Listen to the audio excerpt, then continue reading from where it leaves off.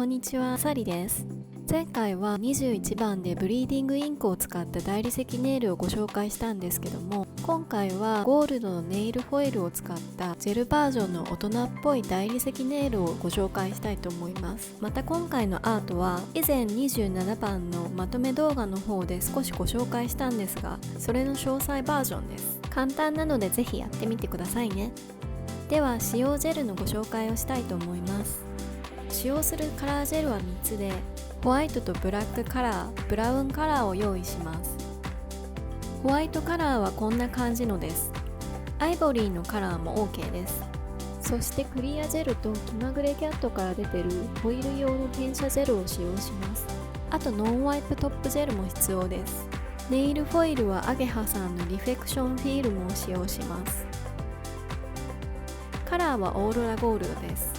このカラーは玉虫色みたいな見る角度によってカラーが変化するタイプです。今回の大理石アートにはこのマルチリキッドも必要です。こちらもアゲハさんのものでイソプロパノールという成分のものです。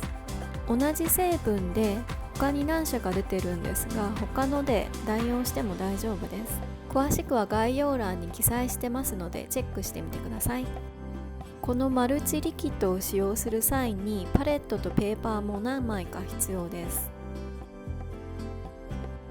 使用筆ですが、ライナー筆が2本ぐらいあったらいいと思います。それでは始めましょう。アートの土台を作ります。ホワイトカラーのジェルを用意し、透明のチップに2箇所ポンポンと置きます。クリアジェルを筆に取り、さっき置いたホワイトの間にジェルを置きます。透明の部分を少し残しておいた方が石っぽい仕上がりになります。チップのサイドまでジェルを誘導して塗ってください。ライトで硬化します。次は鬼ライナーのブラウンカラーをライナー筆に振ります。画面のように線を引いていきます。ところどころ太かったり細くしたラインを作ってください。マルチリキッドを取り出し、パレットに少し出します。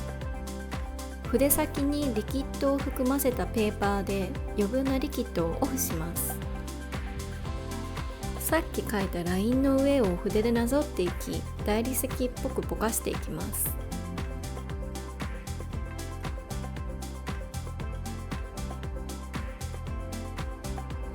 線がないところも元のラインのとこからぼかしながら継ぎ足します。すべてをぼかすわけではなく、濃い線も少し残すといい感じになります。リキッドを筆に少し足し、さらにぼかす箇所を増やしていきましょう。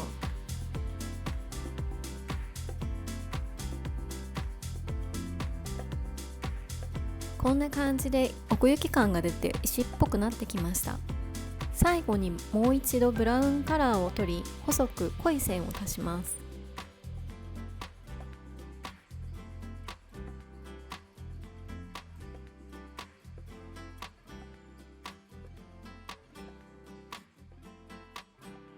次に転写ジェルを塗るので、その前にノンワイプのトップジェルを塗り硬化します。ブラックカラーで周りを囲みます。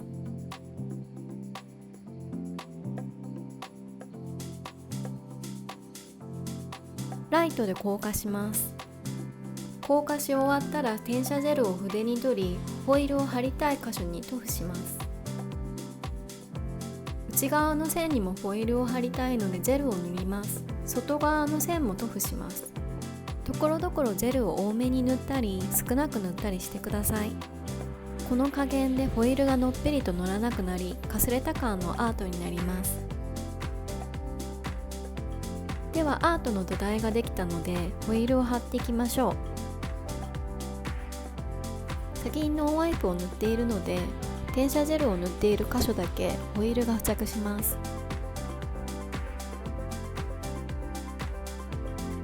ホイールを押し付けるようにするときれいに貼ることができます。